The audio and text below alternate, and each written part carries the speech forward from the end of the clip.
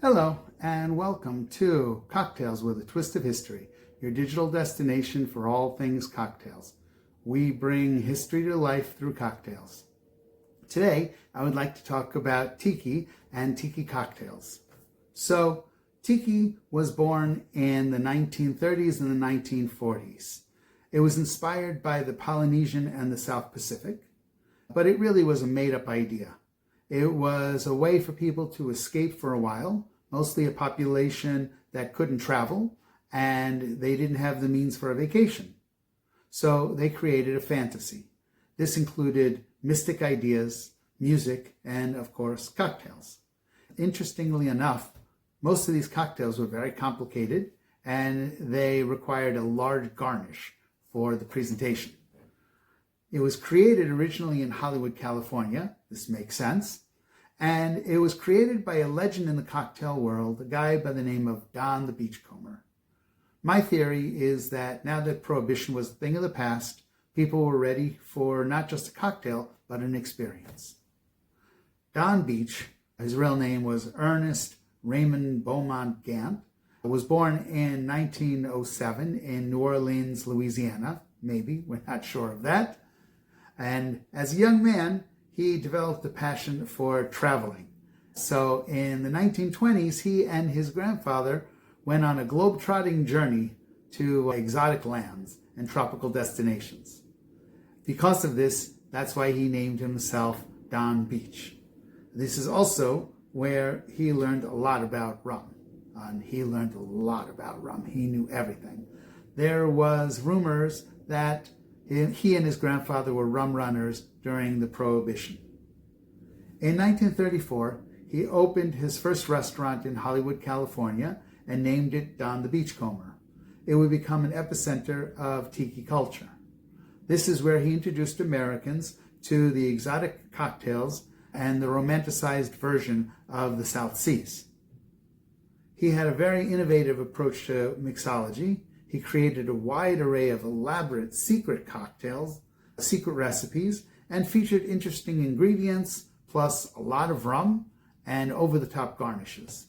His cocktails, such as the Zombie and the Mai Tai, became legend. Now, I have been talking way too long without a drink in my hand. One of his most popular cocktails is the Zombie. It's also one of my favorites. So we are going to make a Zombie. The menu, actually, it was interesting, said that there was a 2-drink limit on the Zombie, quote unquote, for your own safety. How's that for inviting a person to have more than he's allowed? It really boosted sales. So we are going to need a shaker because there is a lot of juice in this. There's a lot of rum in this as well, but that's good. And we are going to start with a 3/4 ounce of fresh lime juice. Here we go.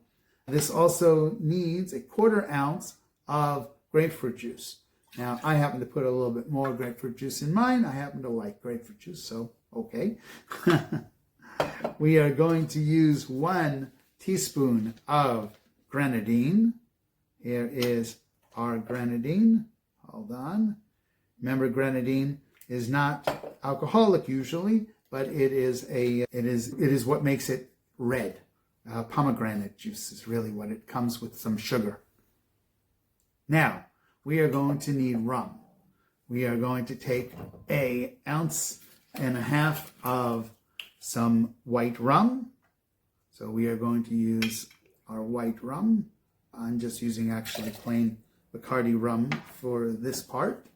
We are going to use some aged rum, and I think we're going to use, I only have a little bit left of my anniversary dark rum, so we're going to put that in here. And let's see. And we are also going to put a 3rd kind of rum in here. Don't worry, on the top we're going to float an overproof rum. So you can see this kind of a drink does have quite a bit of rum in it. All right, so I have 3 different kinds of rums, and we're going to put a 4th one to float on the top. All right, now we are going to need our ice.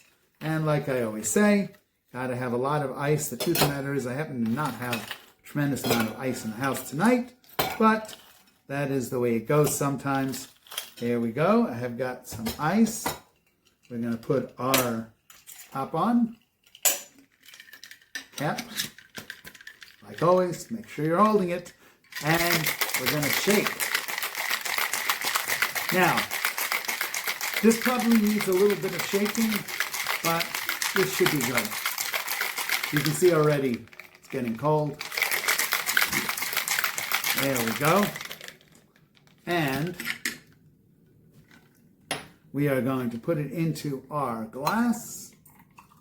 Here we go. You can see this one actually is a beautiful red color. Now, normally this does have ice in it as well. And usually it has to have a pineapple on the top. I don't have any pineapple right now. I am going to use cherries. But you can see you build this type of garnish. Let's taste this. Oh, wait, one more thing. We said we are going to put in some overproof rum, and we are going to float it on the top. Just a little bit of overproof rum. Now, overproof rum you have to be careful with. It is strong. That's why they call it overproof. And it will give you a big kick. So you're not really supposed to drink this stuff straight. I know people that have, but okay, let's try this. Cheers.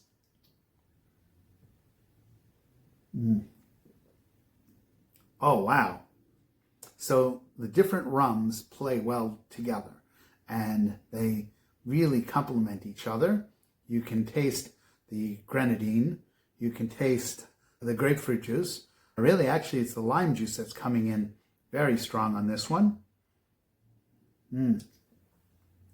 But it just has a lot of different interesting flavors. You have to be careful with this one. This one can pack a punch. That's why it said there's a 2-drink limit on it. Okay. One note about tiki cocktails is that, like I said, they're often complicated. So if you're going to make them at home, you probably have to need a little bit of planning. Sometimes it has ingredients that you wouldn't normally have. This one has grapefruit juice. I don't always have grapefruits in the house, but, you know, I went out and got some so that I can make the drink. They often need more than one type of rum. And then they need that garnish in order to give it that flair. The escapism that people were going for with the tiki cocktails wasn't just about the cocktail, but it was the atmosphere of the bar. He had an elaborate and immersive decor. The interior of the bar was transformed into a tropical oasis. He had bamboo furniture, tiki torches, thatched roofs, Polynesian-inspired artwork. The idea was that you had this feeling that you were in a faraway place. He even had water falling on the roof so that the customers would stay longer saying, oh, I'm going to have another drink until it stops raining. And this was how he really got that idea that, you know, I'm in a tropical forest and it's raining and I have a really good cocktail. Don the Beachcomber's popularity grew, but then again, so did his competition. There was another tiki genius called Trader Vic, Victor Bergeron. Trader Vic, his restaurant was also called Trader Vic. He opened up a restaurant in Oakland, California in 1937.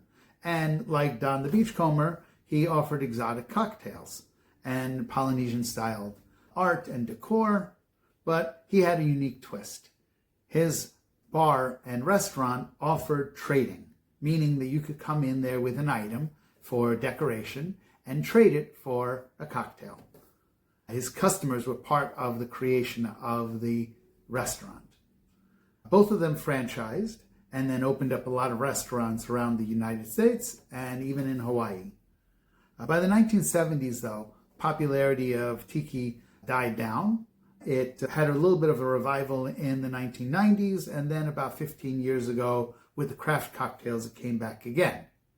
So, as always, if you've heard other pieces of information, we want to hear it. There's going to be another part to this. We're going to talk a little bit about the more tiki in Hawaii and some of the influence over there.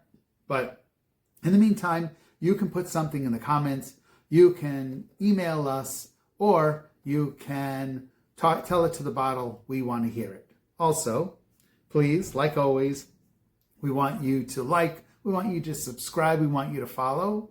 We want you to send a link to your friends so that they can join as well, so that we can bring you more things from Cocktails with a Twist of History. Thank you.